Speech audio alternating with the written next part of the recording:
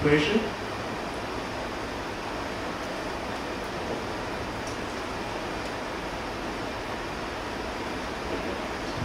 How do you get people to change that culture where it is?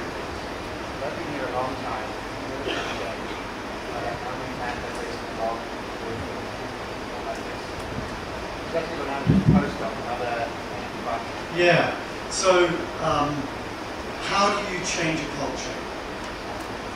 So, the reason we did this was that in my first year as head of department, we had a serious fire. Nobody was hurt. It was an electrical fault. We couldn't have seen it, but it made me realize that we had a problem in the department, fundamentally, about culture. So we had rules, but people were more or less ignoring the rules. Also, at almost exactly the same time, there was a very serious accident in the United States, in California, and a young woman died because she wasn't wearing a lab coat. She was working alone, and she spilled a chemical which caught fire, and 3 weeks later she died. So that was a big, that happened almost exactly 10 years ago. And so I looked at the department. The problem in the past had been that we had delegated responsibility to a departmental safety officer, but the head of department stepped back. So what was important is that the head of department is responsible. That's why I said this at the beginning.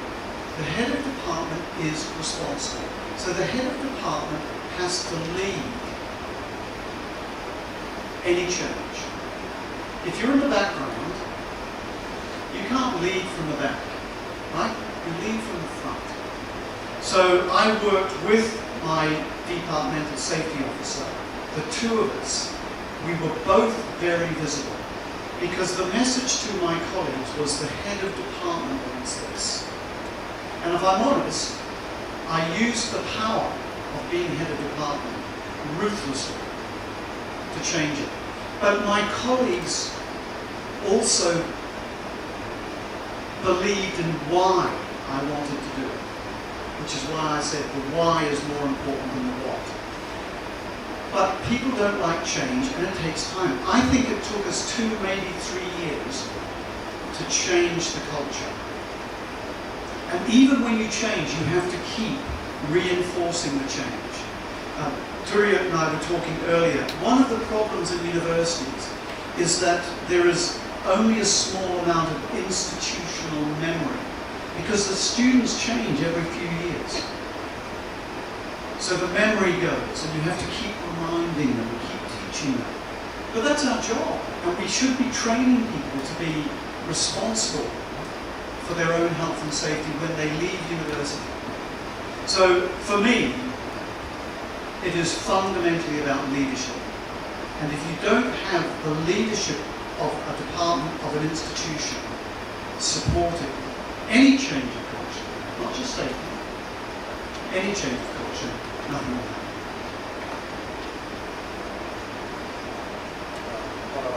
How do I get my department to do that when I'm just a postdoc? I'm not a head of department. I'm not in charge of any of the students. Nobody listens to me.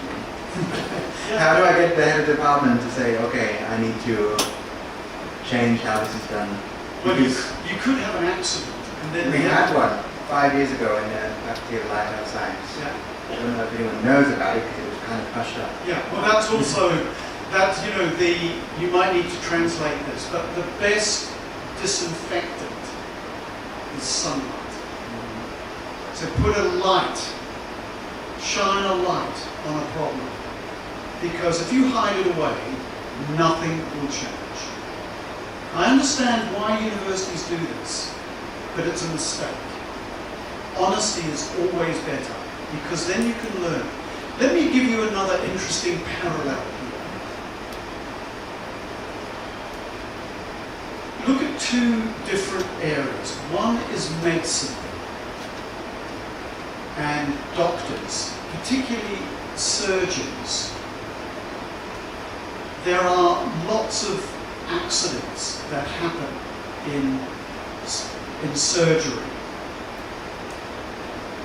And fundamentally, it's because a junior person is too frightened to tell a senior doctor, you're making a mistake, you shouldn't be doing that. It's about culture. It's about hierarchy. It's about power.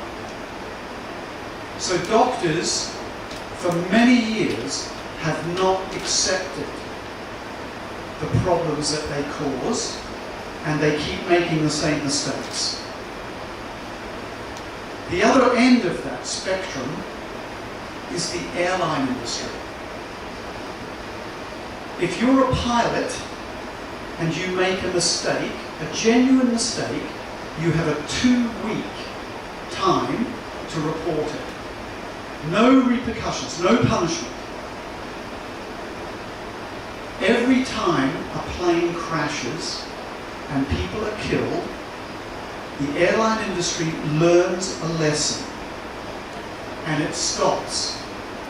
We will always have planes crash, we will always have accidents, but they learn a lesson. Now doctors are changing their culture, but that medicine, I think, was terrible for a long, long time, because doctors can do no wrong. So it's about recognizing there's a problem. If you don't recognize there's a problem, if you don't see it, nothing will change.